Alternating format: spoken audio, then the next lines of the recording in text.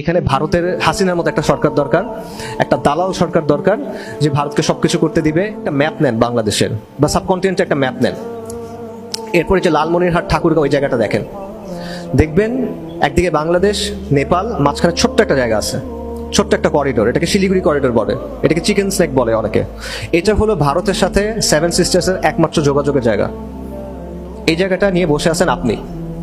এবং তার চেয়ে বড় সমস্যা হলো যে ওই সেভেন সিস্টার্সের মধ্যে বিহার, আসাম, উড়িষ্যা, ত্রিপুরা এগুলো একসময় কিসের অংশ ছিল? এগুলো একসময় বাংলার অংশ ছিল। তো জটিল সমস্যা। তো স্ট্র্যাটেজিকভাবে আমি যদি একজন ইন্ডিয়ান হইতাম, এটা আমার জন্য একটা বড় হেডেক হইতো। আমি এটা নিয়ে অনেক চিন্তা করতাম। এটা বড় সমস্যা, আসলে যৌক্তিক সমস্যা। আমি তাকে দোষ দিচ্ছি না, আসলে তার জায়গা থেকে সে চিন্তা করবে, আমার জায়গা থেকে আমি চিন্তা করব, রাইট? সো এই জন্যই তারা সবসময়, ভারতে যারাই পলিটিক্যাল পার্টি থাকুক, তারা সবসময় মনে করবে যে এখানে ভারতের হাসিনার মতো একটা সরকার দরকার, একটা দালাল সরকার দরকার যে ভারতকে সবকিছু করতে দিবে, এখানে করিডোর দিবে, এখানে মিলিটারি প্রেজেন্স রাখতে দিবে, এটসেট্রা এটসেট্রা। এটা তারা চাইবে। লং রানে এটাই ভারতের একমাত্র এন্ড গেম।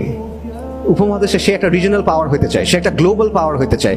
তার পেটের ভিতরে সে এরকম একটা প্রবলেম নিয়ে টিকে থাকতে পারবে? এটা হয় না। একদিক থেকে দেখলে আমরা অনেক দুর্বল পজিশনে আছি, আমাদের তিন দিকে ভারত, একদিকে সমুদ্র। কিন্তু অন্য দিক থেকে যদি আপনি দেখেন, ভারতের জন্য বাংলাদেশ একটা বড় প্রবলেম, রাইট?